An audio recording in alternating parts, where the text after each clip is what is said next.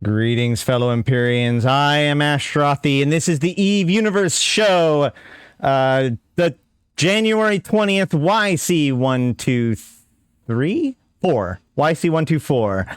That's where we're at. I have two topics to go over. We're going to jump straight into the first one, which is that I saw a Reddit post this morning, which brought to my attention that Declarations of War podcast did an interview with CCP Rattai.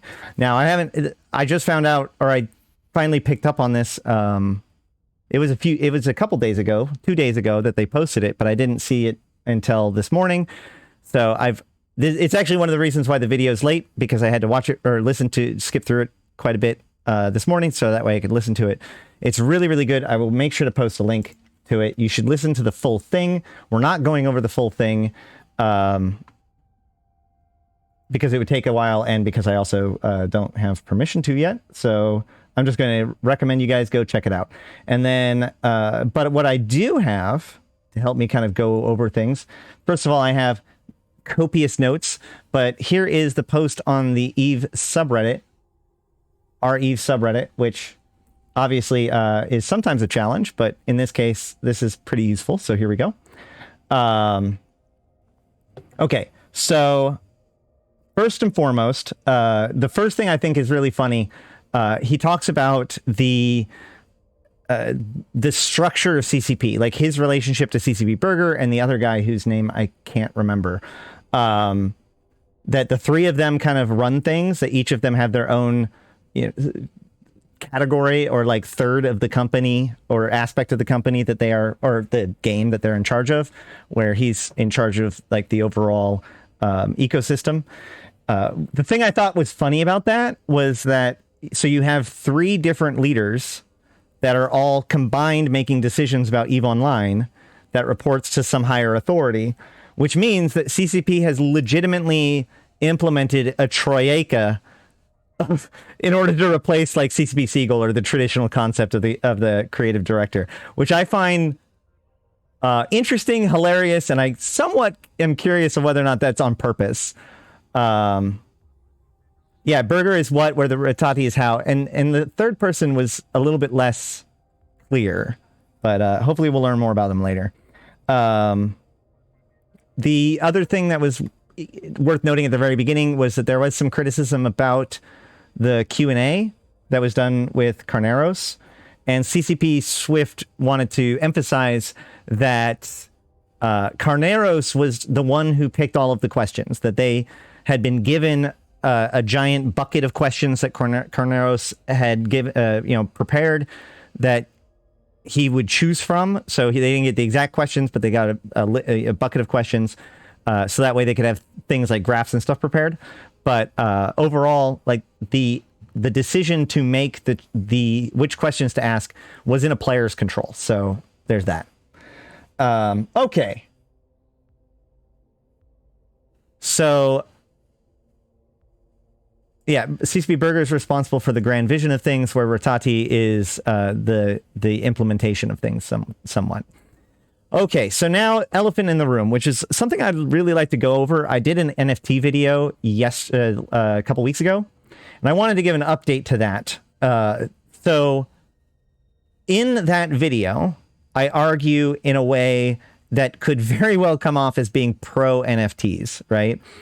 Whereas what I really was trying to do in that video was explain the difference between what NFTs, as in non-fungible tokens, and blockchain really are, versus how they are perceived and how they're currently implemented, and therefore the kind of potential that these game companies are seeing in NFTs. My goal there was to get past the criticism of like, it's bad for the environment, or it's just scammy art, or those kinds of things, and get closer towards what could and wouldn't, what could be good or bad about them in EVE. And I actually think that we were very successful in that. Not necessarily in that video, but in a follow-up episode, we talked about that, and it was brought up that if items were introduced for NFTs, as in like, so my hypothetical was moving Abyssal modules to NFTs. So that way the history of who owns the Abyssal module becomes relevant to what it does and what it is. And it has permanent ownership, or like real ownership, so you can buy and sell these Abyssal modules. You actually own each unique Abyssal module. I went with this example because Abyssal modules literally are NFTs. They're non-fungible tokens. Each one of them is unique. They're just not blockchain, NFTs as you like to think of them. So I propose that as being a practical use for NFTs. Now, even at the time, CCP, I can't remember exactly who it was, pointed out that all of the use cases that I thought of when it came to that could have just been done with a standard database. There's also some pretty interesting questions when it comes to if you have real value to these things and one of them gets destroyed in game, what happens then, right? If these are tied to a different thing like a cryptocurrency, what happens to that currency unit? Is it just detected by the database as being now a dead thing? There's a lot of complications with that.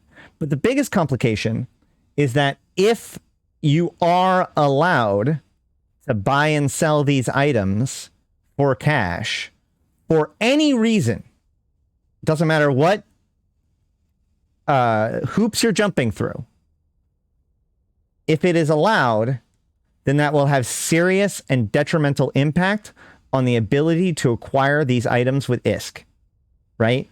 If somebody had the capability of selling an Abyssal module for cash legally and openly, and it's fine, there's a market for it, why would anyone sell it for ISK?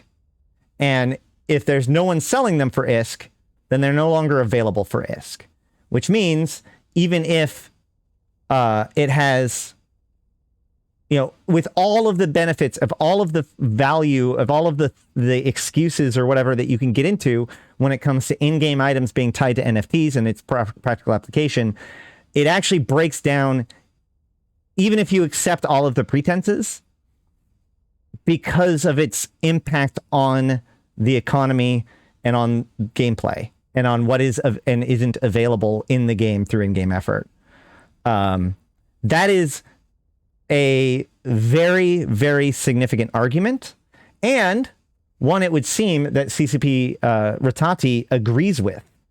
They said that there is absolutely no plan to add NFTs to EVE Online at this time. And not even like at this time, like as in maybe someday, but like he actually came off as being very against NFTs. And he's one of the troika that actually makes things happen in EVE. So the one thing he did suggest, which I thought was which did get me thinking. So, if Abyssal mods wouldn't be good for NFTs, what could? Well, maybe skins. Maybe you could now like take off your skin and sell it for cash. But even that, like, it undermines the permanent application of skins. It just no matter what you do, it messes with things if it has any sort of real life connection. That said, there is an example that he gives that is honestly, legitimately one of the only real applications, which is the same as the kill mail, right? So during the Alliance tournament, the kill mails from the Alliance tournament got turned into NFTs and given to people to sell or whatever. Now, as we learned in the last video about this, NFTs are really just actually Jeff Strife Hayes has a really good video about this. I'll try to link it down below if I can remember.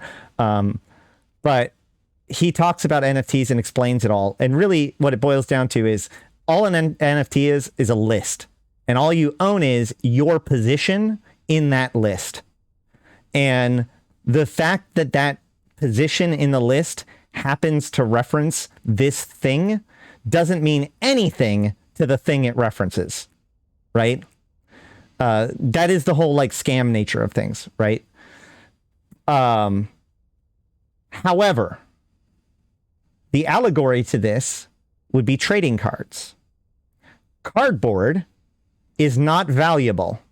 even if it is or not that valuable, even if it is printed in a nice rectangular thing with no creases, no breaks, no nothing. It's just, perfectly crafted little shape of cardboard, worthless. You have a Shivan Dragon printed on that, or a Black Lotus, it's suddenly extremely valuable. Not just for the game, but for the collector's point of view. More importantly, because Shivan Dragon actually has an application in a game, if that piece of cardboard happens to have Michael Jordan MVP card from some previous, from the 80, 90, when did Michael Jordan start? Whatever, 80s, I think.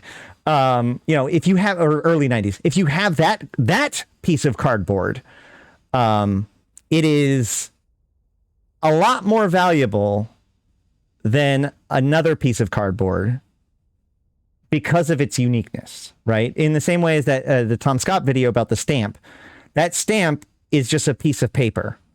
The fact that that stamp has history is the only reason why that stamp has any value at all. So, these things are arbitrary, and they don't necessarily, like, the stamp itself doesn't even mean anything as far as like the amount of postage it provides anymore. That's not the point. If that stamp wasn't considered rare and valuable, it would just be a piece of paper. So, but just like there are thousands of basketball cards, but only a few of them ended up being like Michael Jordan or, one of these other cards that become big, so too will NFTs, even though they're all just printed on a specific blockchain or whatever, like Ethereum or whatever. If it does reference a specific event or a specific thing, then that thing could by itself make it a collector's item. It just happens to be the Ethereum that was tied to this thing at that time. And that's just known, right? That's part of its history. Does that make it less of a scam? Probably not. The real scam comes in from the fact that people try to sell it. Well, first of all, they try to sell people on the idea that it appreciates in value. Therefore, people buy it in order to speculate, which is why I liken it to Beanie Babies.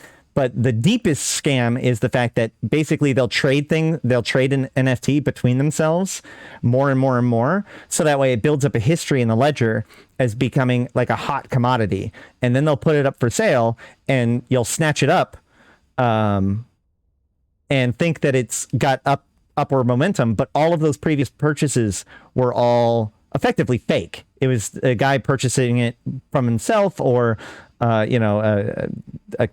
people working in conjunction with each other, however they do it.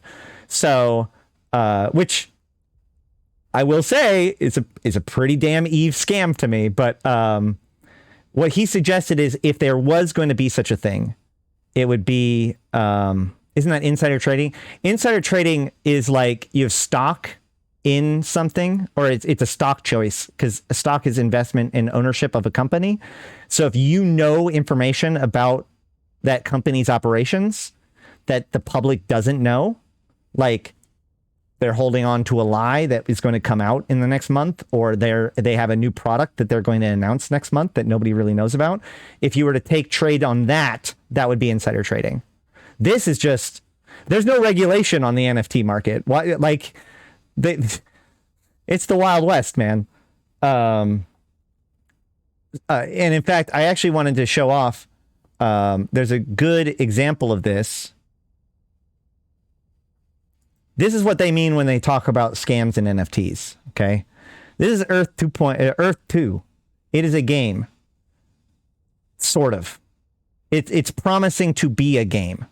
Basically, they have this promise that they're remaking the Earth in 3 dimensions and selling off the plots of land so that way you'll own them and can build resources on them and customize them how you want and get real value out of them, quote unquote. So this is basically like the, I guess, nightmare scenario of what a lot of people think of when they think of like NFTs and games. Yes, Daddy, that's the direction in which I'm going with this. That's correct. So, just to give you guys a perspective though, if we go to the buy land,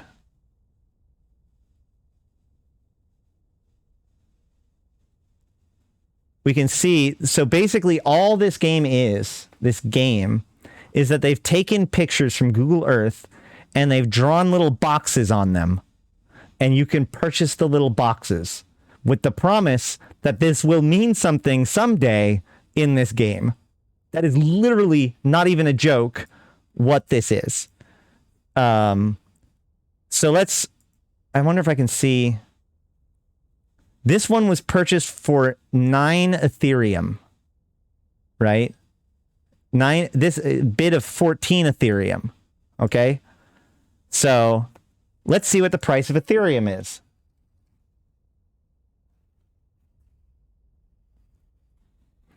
Ethereum is currently going for $3,000 per Ethereum.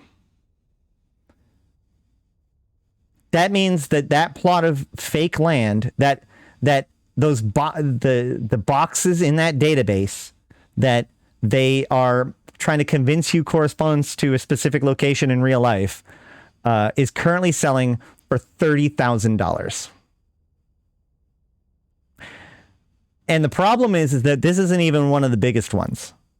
This is why the industry as a whole is looking at this, both from a concern point of view, but also from a potential point of view. But thankfully, as I said, CCP Rattai confirmed that this is not what we're going for. Okay, this is not what they're doing.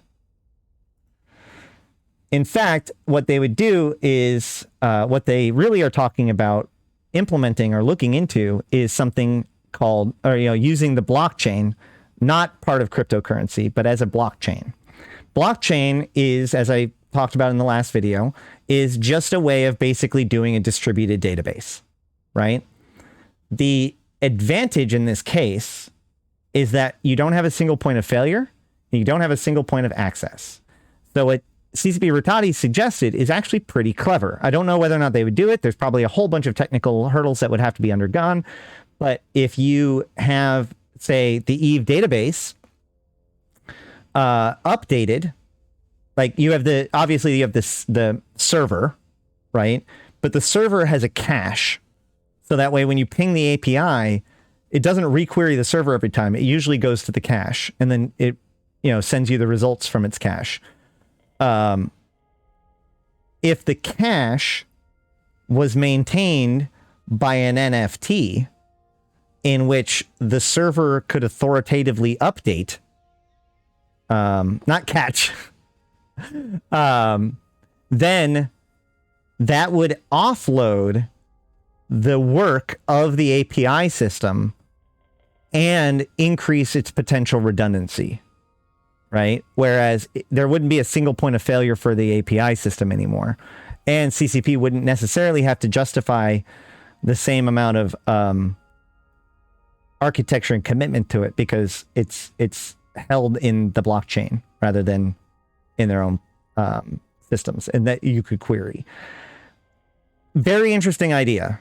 Could definitely work. Definitely can see the value in it. Not sure if they're going to implement it. He wasn't sure if they were going to implement it, but that does sound like a much more reasonable application for these kinds of tools. So, all right. That's it. That's all I had about NFTs. Let's move on. So they talked about scarcity. Oh, by the way, I have timestamps too. So if you want to go back to the Alexia Card interview, sorry, I should go back. I should take a step back. Declaration of War is an amazing podcast. They're one of the podcasts that really inspired me. I mean, they've been around forever. So I'm very pleased to see Alexia Carve continue to do the show. He's a very smart dude, asks very good questions. This is a very good interview. The NFT conversation begins at 37 minutes. And then at 53 minutes, they start talking about the next thing I have notes for, but I think, yeah, this comes before that. So at 53 minutes, they also talk about a little bit about things being introduced to the game. And Alexia Carve compares Quasar which is a new tech that CCP is utilizing with the Hadean engine and Aether Wars and the what's it called? And the Abyss. Now, first of all, I kind of take exception to the notion that the Abyss is comparable to those two. You know, where the other two is technology, the third is design implementation. And I also don't necessarily agree that the Abyss was done as quote unquote an experiment. I think that the Abyss was a question to be answered. And that question was, okay, well, up until this point, we've had zero instancing. However, that comes with it inherent design constrictions in every PvE that we've ever developed. So what can we actually do if we loosen those constrictions? And the Abyss was an exploration as to that. I wouldn't necessarily call it an experiment because it wasn't designed to be something that they would just like take out or something like that. However, CCP Rattai's answer is really good. He kind of kicks back on a couple of the ideas about the Abyss and how they made it a big point to have entry points, like points of being able to interact with. And as I've said in a previous video, this is actually like less safe than some of the other sites in the game that allow you to use locked gates to operate inside. And then unlike those sites, instead of coming out from a single point that somebody can camp, you can warp out from the site to anywhere. So you can't even catch somebody as they leave the site when it comes to those normal sites that have been around since like 2005. So it's not that big of a journey. It just has a lot of public optics issues. But like I said, he's got a good answer, and I've talked about this in other videos, so that's not really the point that I was trying to get to.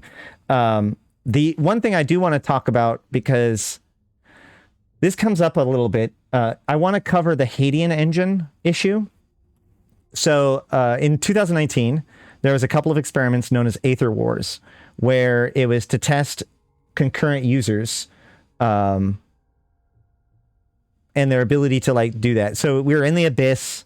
We were fighting in different, I think it was Garistas ships.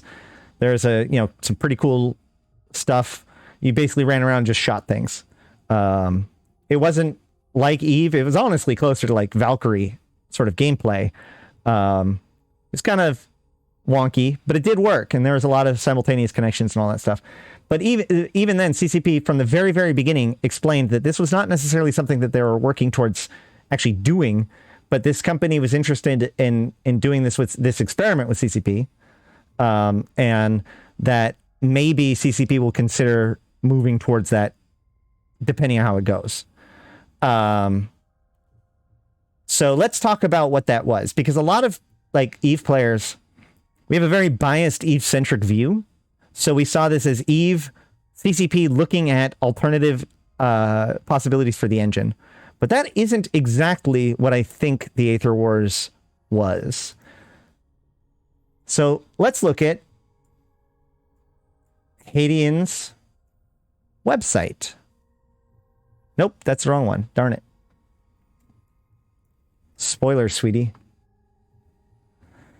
Hey, this is Hadean's website, delivering distributed compute power to enable immersive Web 3.0 experiences and persistent metaverse. So this is it. This is what they are selling. What they are developing is a hardware infrastructure system that allows scalability. And if you look here, you have this quote by Hilmar. You have all of these different people that they've partnered with. You didn't see it, but CCP just scrolled past. And then they have customer success, COVID-19 simulation, unconstrained virtual events, and the MMO gaming at scale. MMO gaming at scale talks about the Aether Wars. So this was not necessarily first and foremost an experiment for CCP to find out more about it, to see if this engine would work for them. This was glorification of the fit, mortification of the unfit. Nova, you are glorified. Darn it, I was going to raid you when I was done, but good to see you guys. We're just working our way through the news, and right now we're going through the CCP Rattai's interview. So Aether Wars was an opportunity for the Haitian company to get a case study for them to utilize for marketing and, you know, demonstration of their capabilities. Like, here's the product, right? This is what happened. There's a case study right here. In fact, where is it? Shoot. I thought I...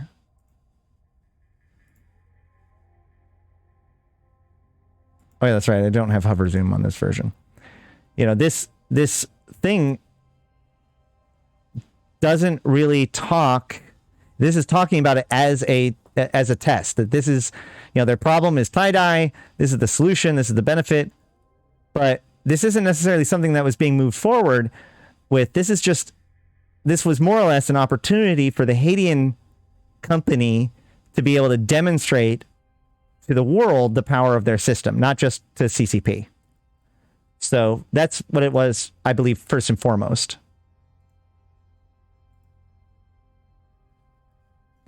Because you can see that they've got other fish to fry. I wouldn't necessarily expect that this means that it's going to follow up. And it was never meant to.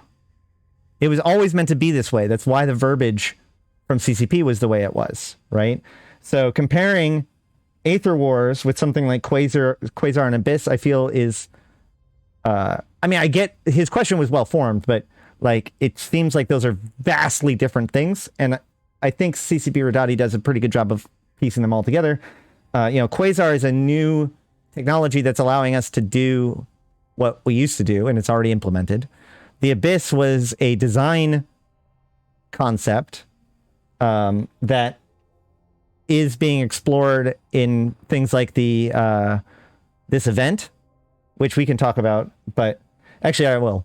So the thing about the use of Abyss in this event is, A, it kind of has the same problems as before, which is, you know, being ganked, but also B, this event is designed to be done with like super cheap equipment for the most part. So it's not like somebody that you'd want to grab and kill anyways for the most part.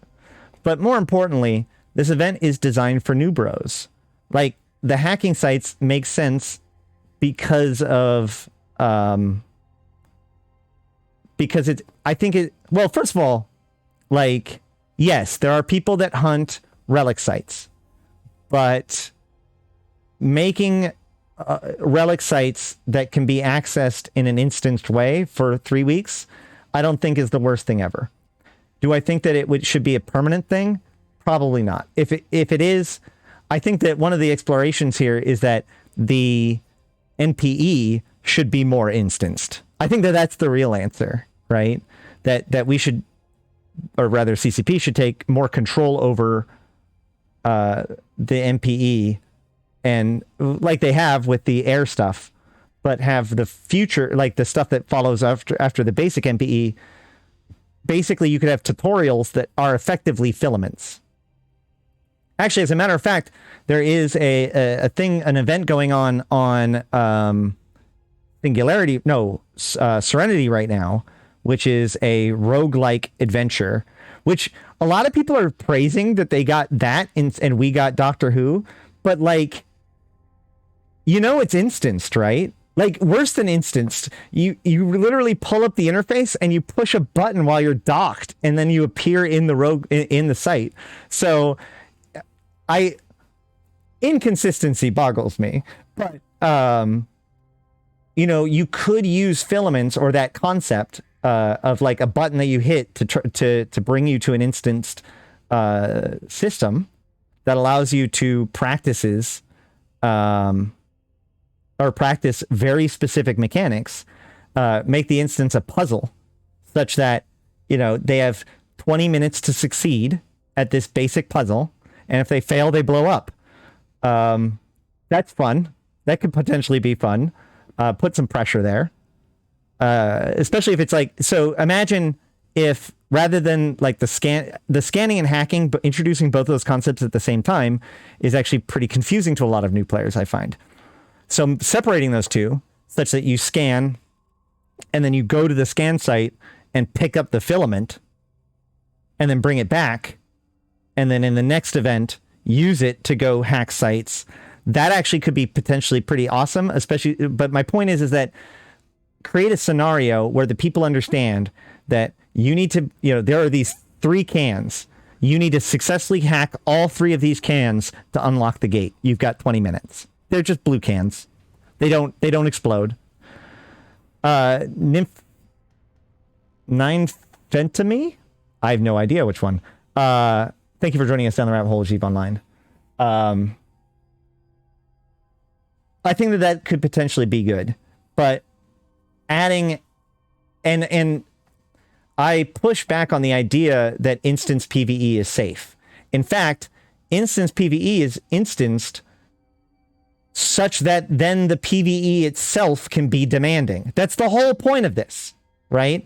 The reason why you make PvE instanced is because if it's not instanced, then the player is always expected to keep their eye out for players, which is a draw on their attention, right? So they can only make sites that are so complicated because they have to allow the player enough focus to be able to also keep track of, DScan and local and all that sort of stuff. By bringing them into an abyssal filament, you're able to say, okay, we are now going to command your full attention for the next, 10 to 20 minutes. And once again, you still have the PvP opportunity because somebody could just be waiting for you on the way out. But it allows the PvE to truly demand attention and require good piloting or good, learning the rules. So instance PvE ends up being extremely valuable to EVE Online for that purpose. So just like with the Doctor Who event, those T3 and T4 sites are not easy. They're heavily restricted what ships you're allowed to bring. They are very dangerous, especially the T4 sites. So it encourages people to work together. Like there's enough involved in the T3 and T4 sites that you honestly don't need the additional distraction of having to defend yourself against, or potentially defending yourself against players. That said, CCP has also suggested, or in the interview, they talked about how what they want to do is, what they're going to be doing is introducing a whole bunch of new anomalies, or at least sites and stuff like that. He cited the new sites that got released, the Capital Shipyard and the road drone sites and all that stuff. But he does point out those sites are scanned, and they actually said that these are going to be closer to the normal sites. And he said that it's classic sites with a twist. And he says that it's not going to replace the old sites, but it's going to add new layer of difficulty and escalation. He said that what they want to do is make it so that nullsec anoms are much harder, but much, much more rewarding. So what I'm hearing from that is they're going to have, they're going to move it more towards anomalies escalating and having those escalations be the place where they put in the advanced AI, where they put in the different dangers, when they put in the more complex tasks and with the better rewards. So you would rat, and rather than escalating to like a 10 of 10, it'll escalate to one of these new sites and more frequently, potentially, or whatever. Or drop filaments. No, I'm just kidding. Yeah. Let's see. Was there any other notes that they put on about this? Not that I can see. All right, we'll get to some of this stuff later. So then in the scarcity stuff, they do talk about how people are angry because they comment about the fact that it's very specific communities, very specific groups of people that are angry about the changes, including rogue pilots, which is something that we knew. And we'll talk about this more when we look at the MER, but the reduction of rogue wall mining in the game is pretty impactful to the overall economy. And it's worth noting that CCP Rattai suggested that it is healthy now. Now, healthy could have some give to it, but it sounds like this level of resource availability is pretty much where we're looking at.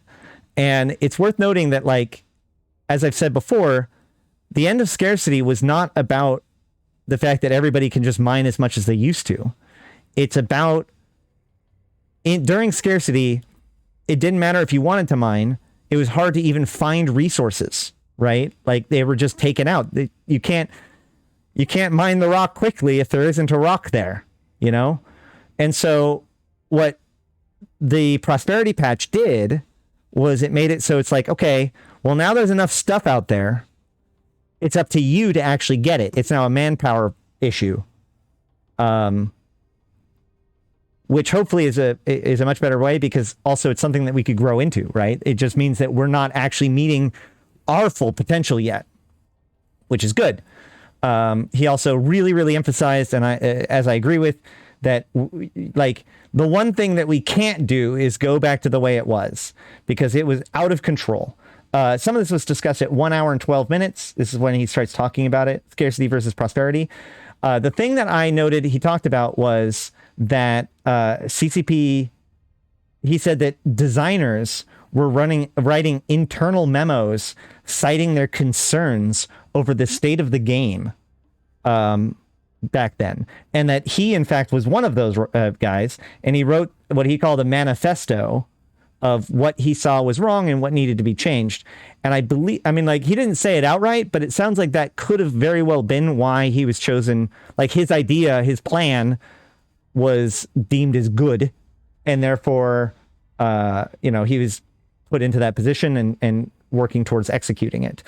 But I found it interesting that they were talking about the fact that this was a huge issue of angst within the company prior to all of this happening.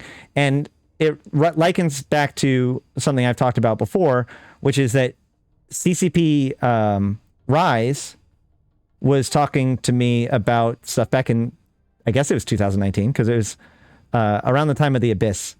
And he was lamenting about the fact that when they put in new content, they want to put in new rewards, but the issue is that there's already so much in the game that they can't put in any new rewards, that they would actually have to, like, remove something in order to put something else in. The faucets were on too high, and so, or already were maxed out as they considered it. And so, yeah, there absolutely was tremors to this being a huge problem for the years leading up to Scarcity. It must have been 2018. Leading up to Scarcity and why it happened. So, but the painful part's over, and now we can get used to a new norm, and that's cool. And it sounds to me like the biggest advantage that we're going to get from here on out is utility / quality of life. Things like the compression, which they said they're going to tweak those numbers to make it more not terrible, not take hours to do, but also make it so that it's not click intensive. But by and large, it's going to be released as it was originally described. So get used to that.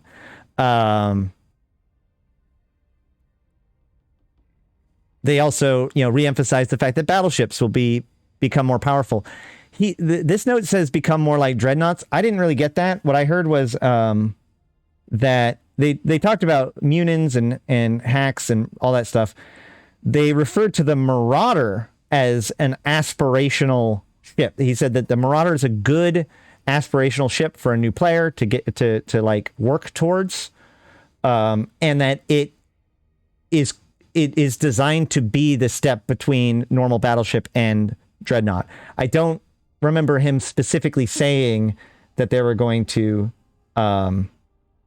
like comparing the T1 battleships to that, but they are going to buff the battleships. And as I've said before, there's plenty of headroom for the battleships to grow, and maybe free up some room in the subcapital world to breathe a little bit.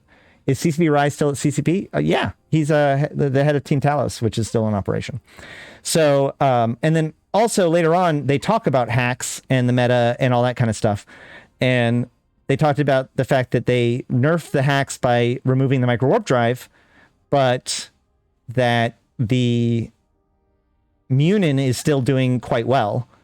And all of them agreed and was well noted that a lot of this actually has less to do with the hack and more to do with the power of artillery and freedom of maneuverability in the kind of combat that becomes highly relevant in Eve. So that it isn't necessarily even about nerfing the Munin because of two problems. One, you're not actually fixing the fundamental problem, because you see it in other places too. And like they mentioned the Vargur. But they noted that like they have to be really careful when they nerf hacks.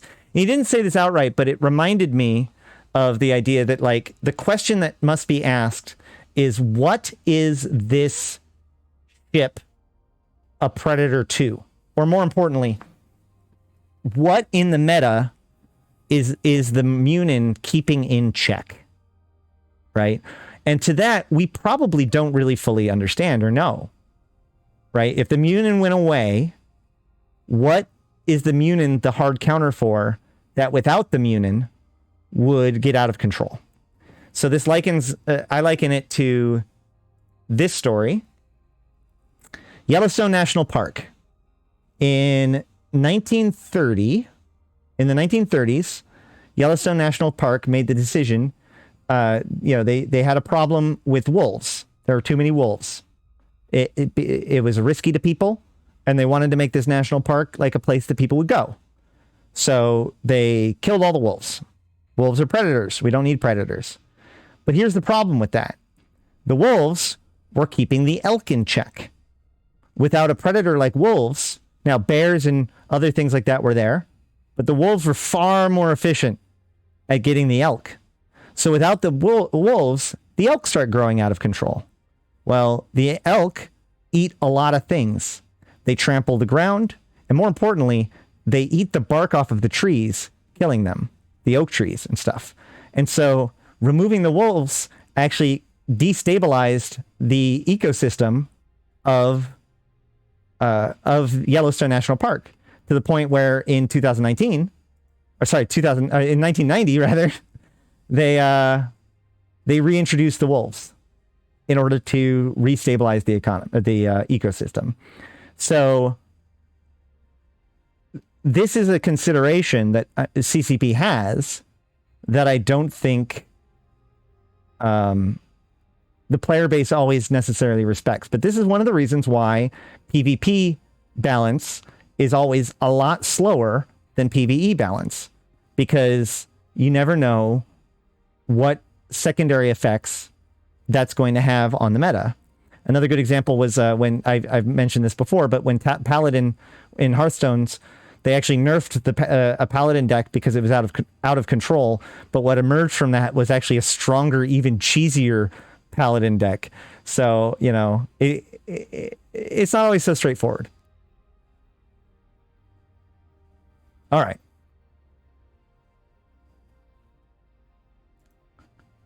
Next, they did talk about the Doctor Who event, but that was a lot of that stuff was talked about on my stream with CCP Swift and CCP Fozzie, so you can go check that out or listen to this for that information. I will note that, like, I think it's funny that CCP Swift has become like the official babysitter of devs. Devs are going on streams and stuff, but it's always like the dev in question and CCP Swift. But he's actually done a really good job. Like, he's a great interviewer. He's a really good way, he strikes a really good balance of being a CCP, CCP employee that seems pretty close to being on the player's side of the fence, more on the player side of the fence than a lot of other people, including previous community managers. He really does come across as just a nerdy fanboy of EVE Online that happens to have been hired by them. And I think that that's really, really effective as a person to moderate these kinds of interviews, and not moderate as in like provide moderation, but I mean like provide a moderating voice to the matter.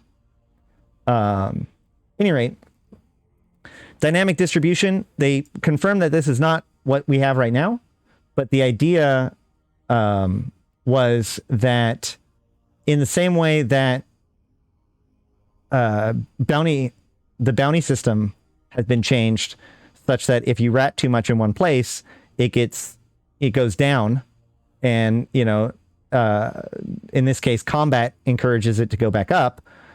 They like that model. I know that that's been kind of controversial within the player base, but CCP is actually really favorable of that model. And obviously the player base is unhappy about it because it doesn't like give them anything valuable, but it's just a challenge for them to face. It's one of those things that's not necessarily meant to be feel good. It's meant to be a thing that you have to deal with and overcome. And that's the whole point. Sure thing. Thank you for joining us down the rabbit hole, which is online. So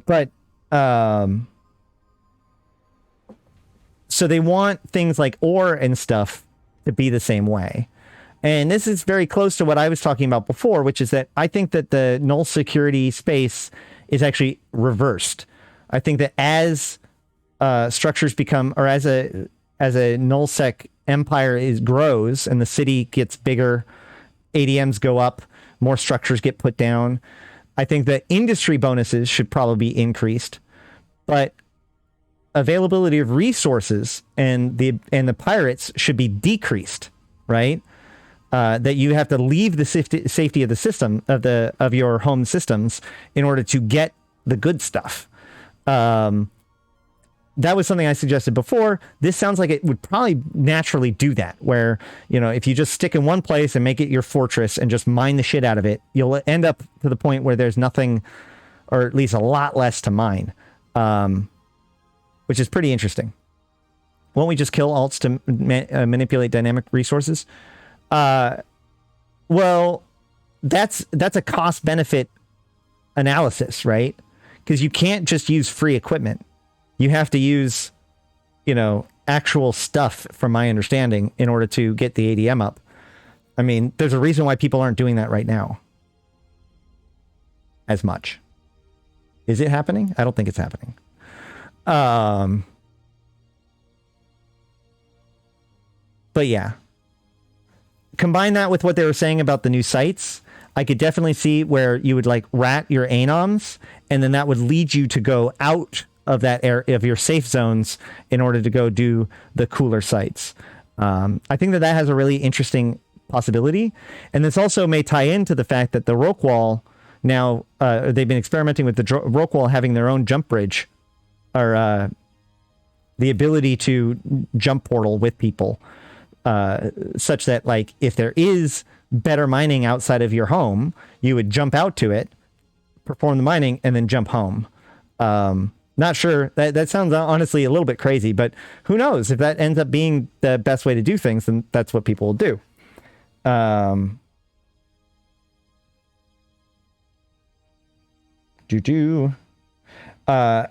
other thing that I found was really interesting was around the 1 hour 25 minute mark, he started talking about like what he's unhappy with and what is coming up next. Let me just double check I'm not missing anything. I'm not. Okay, so first and foremost, he cited filaments, and specifically filaments' interactions with wormholes, as being something that he is unhappy with, specifically when it comes to the moving of things around in the game, right? It's too easy to get out of wormholes, and things are easy to move around in space right now because of these filaments. So I would expect that the situation when it comes to poachfin filaments to be changed in some way sooner rather than later, and not for the more versatile. I'll put it that way. It is also worth noting that CCP actually sees poachfin as being a success. Their goal was to create a new environment to fight over with with unique conditions, and that has increasingly been successful. They removed the gates standings to make it so that people would actually be able to move freely in there and fight. And that is actually happening. So that's good. It would still be nice if the sites, like the sites are still totally borked in my opinion, but Pochven as a region of space is doing what it's supposed to be doing, which is good to know. He also, going back to the nullsec thing, they referred to IHUB customization. Now, I've talked about this before, and I suggested that this could involve like weather, applying different, you could choose status effects that affect everybody within that system. That said, what he suggested was closer to what some other people have suggested, which is that you're able to customize slightly or what is available within your space. So, for instance, his exact example was like, if there's a resource that used to be applicable, receivable in nullsec, but isn't there anymore, would it be worth it to you to bring it back? And I think that that's a big deal because it would have an impact on the economy, but more importantly, B, the devil's in the details here, right? The question is, how much resources would that make it available? And more importantly, what is the cost? So they're wanting to change the way that IHUBs work. So the way I see is that chances are the whole ADM system is going to get a rework, right? Because, the missions are like, bounties and resource availability will deplete automatically, making you want to go, try out new areas in order to get better resources.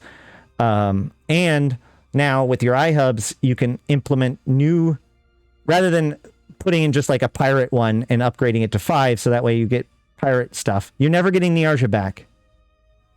I worked too hard. But instead, what you get is the ability to add certain customization to the system. So you can make it so that the system literally creates the resources of a high-sec system. So there's no more null-sec ore in that system, but it does spawn high-sec belts. Or low-sec belts. That sounds closer to be what he was talking about. Could be a combination of the two. But yeah, the question is, what will it make available? And what will be the cost of making that available? And how does this impact the whole IHUB ADM system as a whole? He did cite that this was a big priority for them. However, one of the things I found very interesting and unexpected was that he said that they've shifted such that their current highest priority is structure rebalance. And the things he said there, I would recommend listening into it yourself. It starts at 1 hour and 31 minutes. He said that they're prioritizing the structures thing over IHUBs. But while he did point out things like faction warfare space and structures impact onto those and how he's unhappy with that, which is kind of what we already knew. One of the things he did was he tied it to that concept of like the IHUBs and customizations and stuff, and specifically said that the changes in structures is going to be designed to make the fights that we have been seeing over them more interesting. So does structure rebalance mean fewer spam in space? I'm actually of the opinion that structure spam is not bad because, like I said, cities have buildings. But he has cited the fact that he's not really happy with it. But the point is that this could be a very deep and fundamental rework of how structures work. And he also said that this isn't something that will be right away. It'll be an ongoing project in order to get structures up to par. I imagine that we will see the first sets of that very, very soon and start to get an idea of where they're going with Upwell 3.0, basically.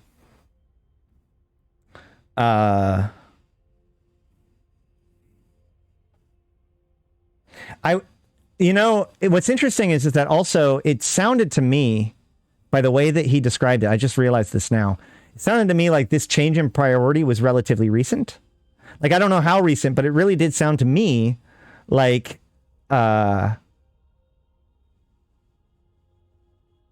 this change had happened since the dev blog, right? The dev blog that cited what they were going to do before FanFest.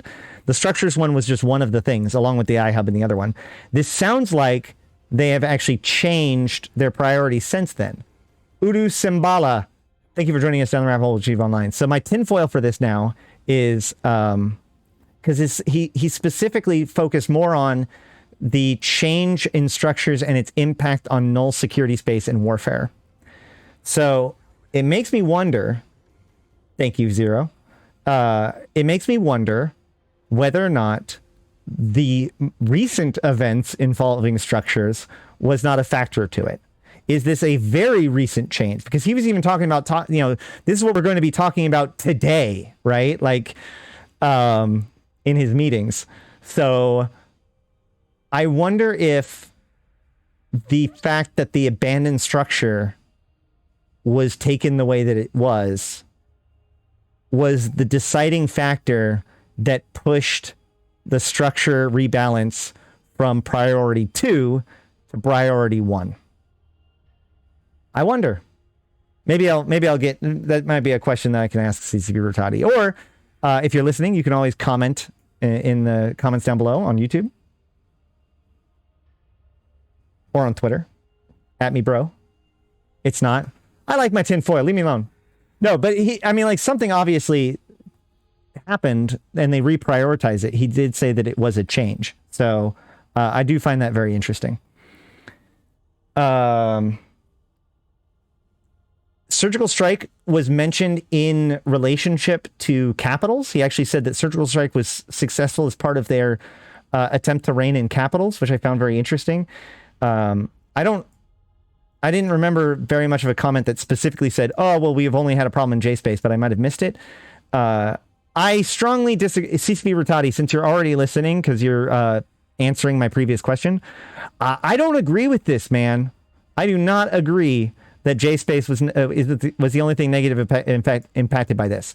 The Abyss, invasions, incursions, any high-level PvE has all been impacted by this too. I'll bet that tethering, timers, and asset safeties are all on the table. Absolutely. Yep. I would say all of those, plus the weapon systems, plus the damage caps and the way that damage is done. Like, all of those things are on the table. It made them faster clears. What are you talking about? What? Hold up. Surgical strike did not make Abyss faster. It made it significantly more dead. It wasn't like the rats lost resist. Only us. Either way. So yeah, let's see if there's anything else. Isn't Trig Space basically Wormhole's shielded region with its own rules? Yeah, I call it Super Thera. It's 27 wormhole systems that are connected by Triglavian stargates with special amenities that require Triglavian standings to use. That is what Pochfin is, with special elements that lead into and out.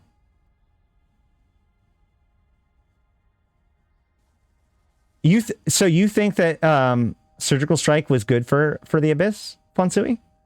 That's an interesting note. I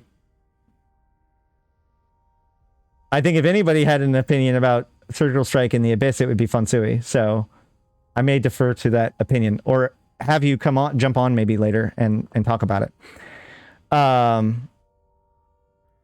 Yeah, they also, like I said, they cited what makes the Abyss good. But I do feel like these notes kind of underplay it. What was Surgical Strike? Surgical Strike was an update a year ago? 2 years ago now? I don't remember. I think it was a year ago, in which basically all of the resistance modules were nerfed slightly, and all of the close range ammo was buffed. Only close range ammo.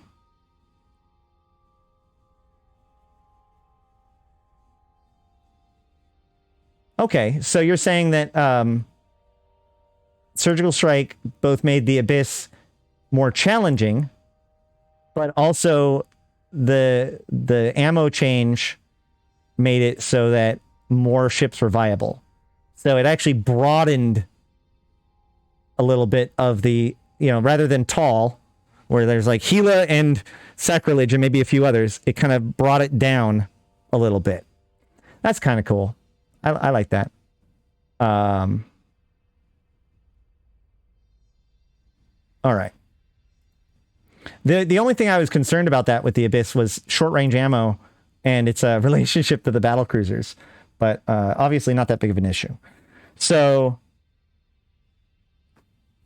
the thing is about this is what I say before, which is that what frustrates me about the Abyss is that the very people that shit on the Abyss for being instanced are the very people that should be running the Abyss. Right? Like, if you're complaining that PvE is boring and you want to make PvE, you want to make ISK good for your PvE, you should run the Abyss. For two reasons. One, it, as it has been pointed out, is a lot of money if you're at the top levels. But more importantly, number two, in order to be at the top level, you need good equipment and good knowledge, which means the Abyss not only rewards higher SP, but rewards those who have conquered it. And it teaches you how to fly better. So yes, as I've said many, many times, you can do it brain dead if you want to, but even brain dead stuff isn't as brain dead necessarily as you think it is. But in the end, if you want to push it, you're probably going to end up wanting to go with something that allows you to monetize your expertise, right? If you're such a fucking good pilot, then you shouldn't need to run level 4 missions. You shouldn't need to run Sanctums. You should be able to run the Abyss. In fact, you should be able to run the Abyss in a relatively cheap ship, not a 4 billion Iskila. You should be able to run T4s, T5s in, 100 million, billion and a half Isk ship. If you're good, you can. So, I think that this is one of my big frustrations is that people reject the Abyss without at least accepting or embracing the parts of it, like its advantages. And the reason why this is frustrating is because then they turn around and then complain that those advantages don't exist, right?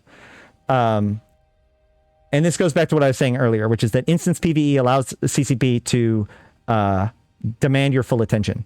So if more skilled pilots adopted the Abyss as their de facto way of earning ISK, and more players introduced other players, newer players to PvE or to flying in EVE via the Abyss, like we do, I think that would make the Abyss more popular and would encourage CCP to iterate on it more, which would make it get more love and more success. I feel like our refusal to accept instance PvE or reject it out of hand is starting to get in the way of it being as good as it can be, because the previous iteration of the Abyss was very ham-handed compared to the original. We need CCP to see that first of all, we need to be able to respect the Abyss's PvE and what its value is, like broadly. And CCP needs to work on continually making it better, not just a very rough-handed iteration once every couple of years. They only have 5 weathers. They talked about potentially introducing new weathers. There could be, just like events, right? Why is there, if there's an abyssal PvP site for every event, why isn't there an abyssal combat site for every event? Now, obviously there is an abyssal combat site in this event, but shouldn't there be a special filament that is available only during the winter event that allows you to run the Abyss with the winter weather effects in place? That could be cool, right? There's so much potential in the Abyss, but it's difficult to argue to CCP that they should do it if the player base is rejecting it out of hand. Because at that point, why no improvement will make it work, because they are not even assessing it based on its real value. And the solutions that people present, things like suspect flags and stuff like that, are just awful solutions that are basically designed to just make people no longer run those tiers. I would much more rather those tiers be seen as a challenge and be used as a challenge. As a way of improving our PvE, such that running the PvE itself, like, what frustrates me, this is true about the Doctor Who event too, is that since everything is being seen as a means to the end, like, people are saying that the grind for the Doctor Who sites is too much. But if hacking is what you want to do, or if you're a new player looking around for stuff, like, the fact that you get to do a lot of it isn't necessarily a bad thing, right? So allowing people to have content that engages them while getting them increasingly familiar with the controls, mechanics, and experience of EVE Online is how we retain people past the first 30 minutes. We don't retain people because there is a nullsec empire that they could join. Some people join that, but not that many. People that join a game want to be able to play with the mechanics of the game in order to learn some things. And we don't do that. Hell, even this event doesn't even really do this. This is why I said that the curious filaments are too hard to make, because, as you know, anybody knows when it comes to marketing and stuff like that, you know, one of the evil things that game developers have figured out in the free-to-play world is that you make your initial progress painfully easy. You want them to make it the first few steps without any problems whatsoever, such that then they are invested and want to take step 3, 4, and 5. So CCP should take that philosophy to heart and make it so that it is very obvious and well rewarding to try out and get into different things.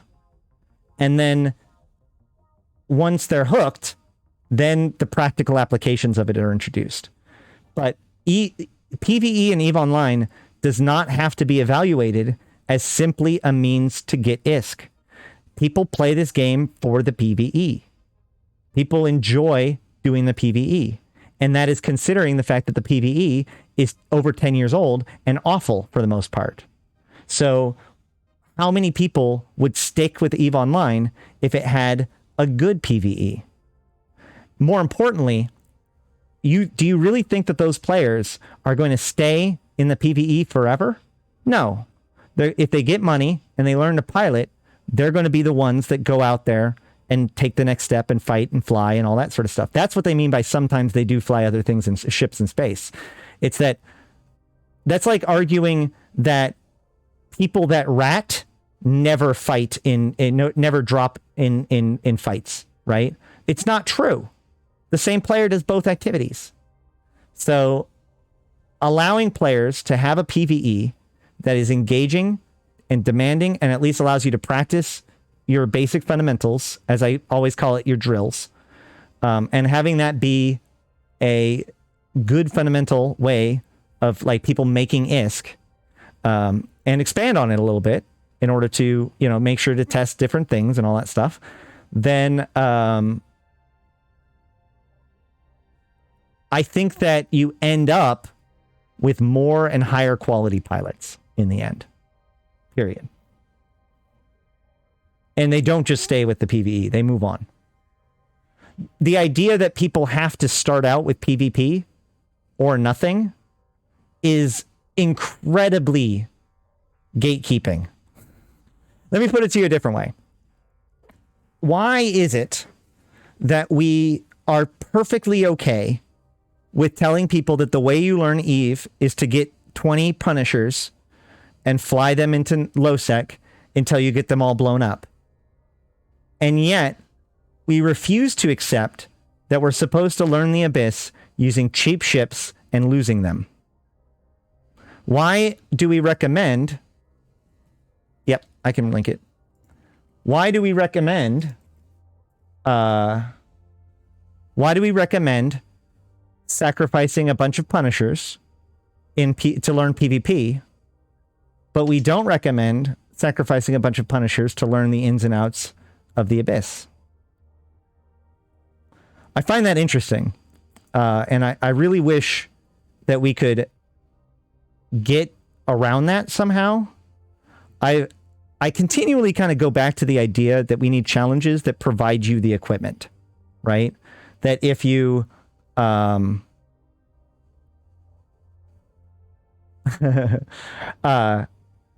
if you take on the challenge, they actually give you the thing, the ship, and you get put on the challenge, and if you succeed, you get to keep the ship.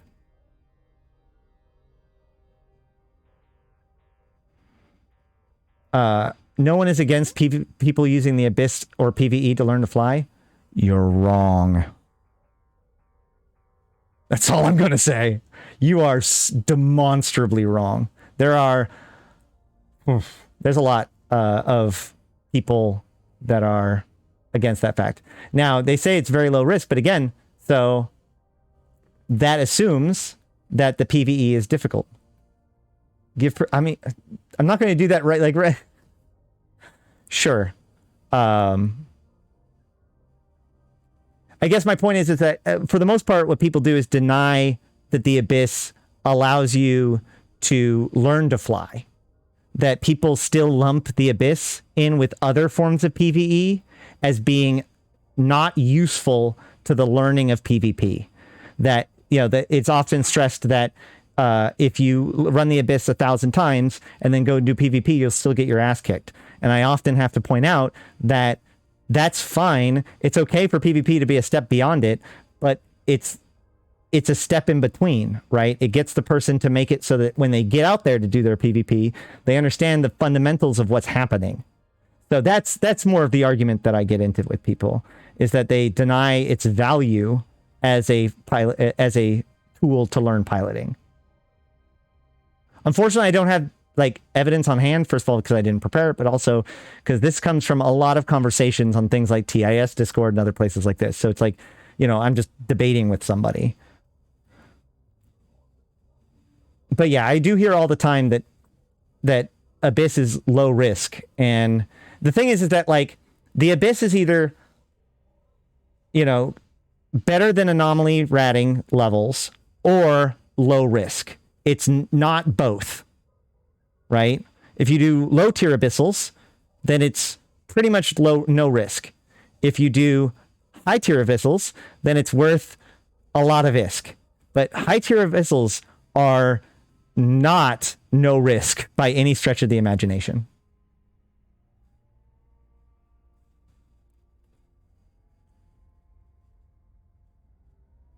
Now, the other thing, though, to take it back the other way, the one question that I'd like to follow up with, and again, since, CCP Rattai is still watching and diligently taking notes and fulfilling all of my requests, the challenge to this statement is, and I don't know if Fonsui's actually done the research yet. I know I haven't, but there's concern that with the removal of anchorable things in JITA, you can now effectively become immune and jump back in. That being said, I don't know if that's confirmed or is just us all saying that. But I think that CCP needs to acknowledge that this is violated if it is possible to be done in JITA. I still stand by the fact that I would actually restrict it to everything 0.5 and below. That is actually the restriction I would go with.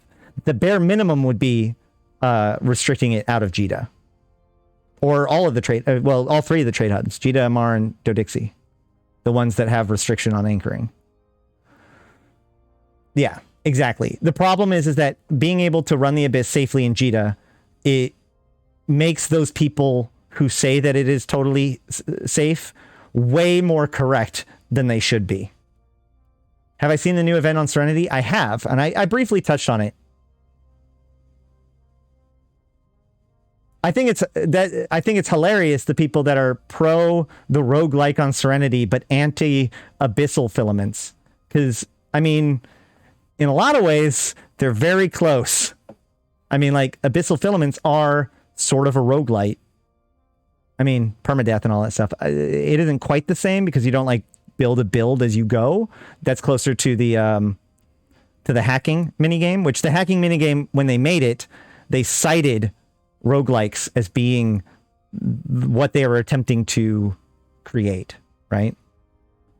What do you think is the percentage of player base that scrutinizes? Hold on, that scrolled past. All things Eve, like you guys, less than 10%. That's part of the problem, is that ultimately all of these media, all Eve media, is effectively an echo chamber, because it's a pretty big requirement to step into this realm and even to start listening. So, that's why things like metrics become so important. And it's honestly why I try to always give even a controversial opinion, because I feel like we need a more textured discussion, because I think that there are a lot of voices that are unheard, and this problem is magnified by the fact that because of the open PvP nature of Eve, it encourages loud or aggressive, hostile, powerful players to be loud, and players that would rather not be bothered as they try to do stuff to be quiet.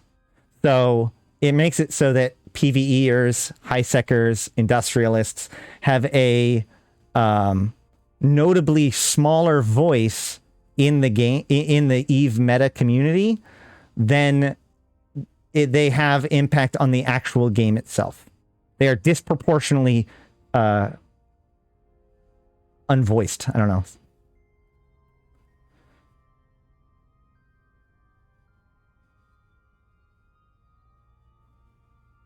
What pays for more PvP in Eve, CCs or crabbing?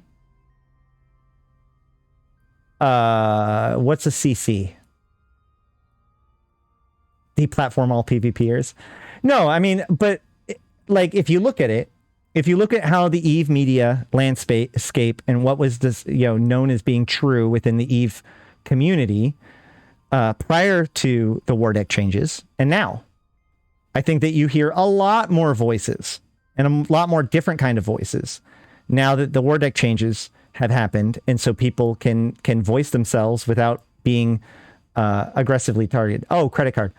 Well, so I mean, and this is true about most video games, almost any video game that has a premium currency that can be a currency that can be purchased in game via real life money in some way or another, is that it's always going to be more efficient to get a job and work the job and then use that to buy Plex and do the stuff.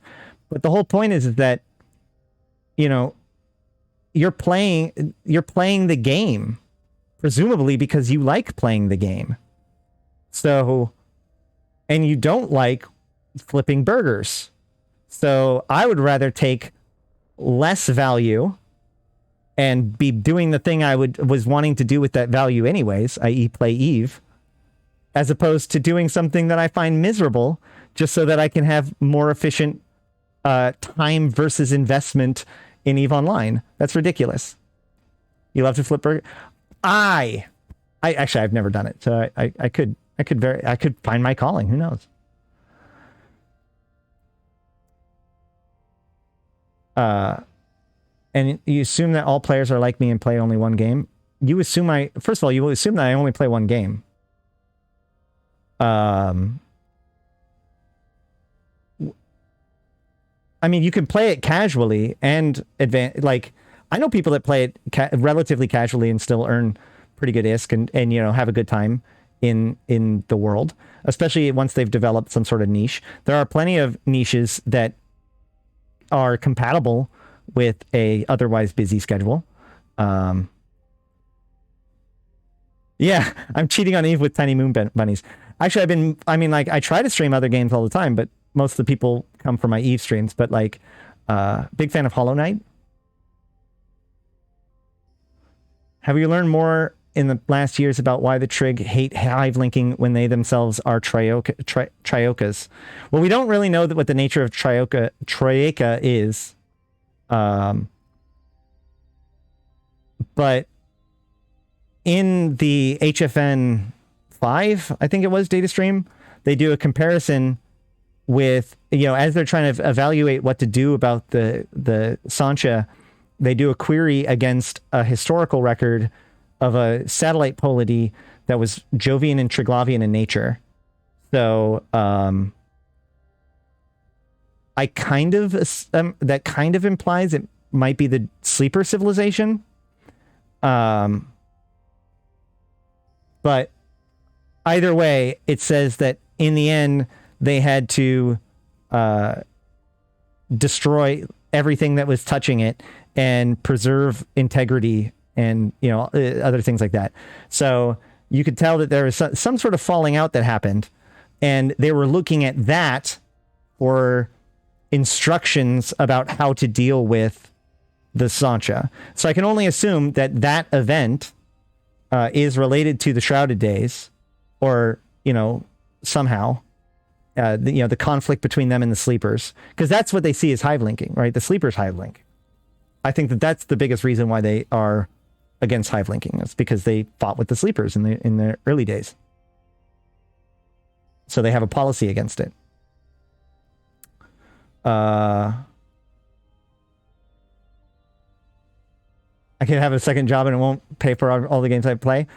I mean, that sounds to me like you're getting a lot of value out of your games. Now, there are a lot of predatory free-to-play policies. Again, Jeff Strife Hayes has a lot of good videos on this. And some of them are implemented to some degree in EVE Online.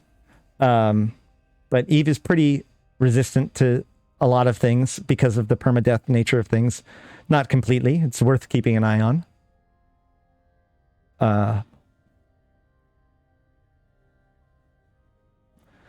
Yeah, the nerds complaining that they can't PvP because they're space poor. Curious to the ration of main content PvPers ISK versus using credit cards. I'm interested in that, but I'm also interested in... So this goes back to the people complaining about wanting something, but then rejecting the solution, right? I find very often that the people who are complaining about the cost of PvP are not running around in T1 cruisers. They're running around in dreads, carriers, and supers. And yeah, if you are at that end of the diminishing return power levels or whatever, then yeah, it's going to be expensive. But if you want to affordably fight and have fun with it, then faction warfare exists. So you cannot both complain about expensive PvP and, again, reject faction warfare out of hand with consistency. And this idea that, like, somehow flying in a carrier or a dreadnought or even a battleship is somehow more fun than a T1 cruiser, I just don't know if I can buy that. The actual act of flying is just as fun. In fact, it's probably more fun in a smaller, more agile ship. Sure, your numbers aren't bigger, but like, is that really what motivates you? Like, is that really is the difference between having fun and not having fun? Is the number 100 something shows up versus 1,000 something shows up? Is that literally it? You're sacrificing everything else to have big numbers. That is, like, we need to get back to capitals being seen as a tool to be used under, for a purpose, not as a step up that must be performed at some point. I hope that the battleship issue is going to fix some of that. But again, like I said, for those people who want to do cheap PvE, there's absolutely cheap PvE. If you want to play this game casually, you don't want to spend a lot of real life money, and you don't want to do very much PvE, then the answer is simple. You do the Abyss to make your money, and you do faction warfare to get your fights. You do that, and you'll make tons of money, and you'll get the most efficient amount of fights for your money, and it doesn't matter how casual or hardcore you are, because it scales up and down, that strategy. What's up, Matthew?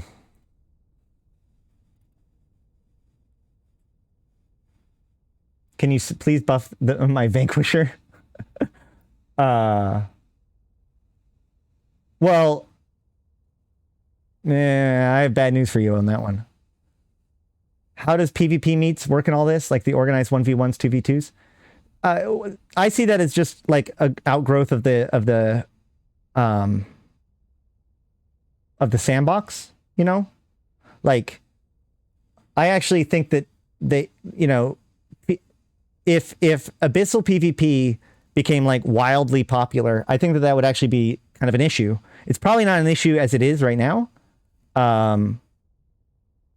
But a player setting up an event to generate fights is the sandbox in play, right?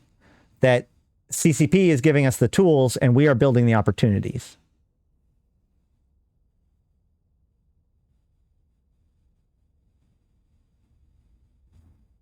Oh God. Okay, Matthew is apparently recruiting now. That's the news. All right.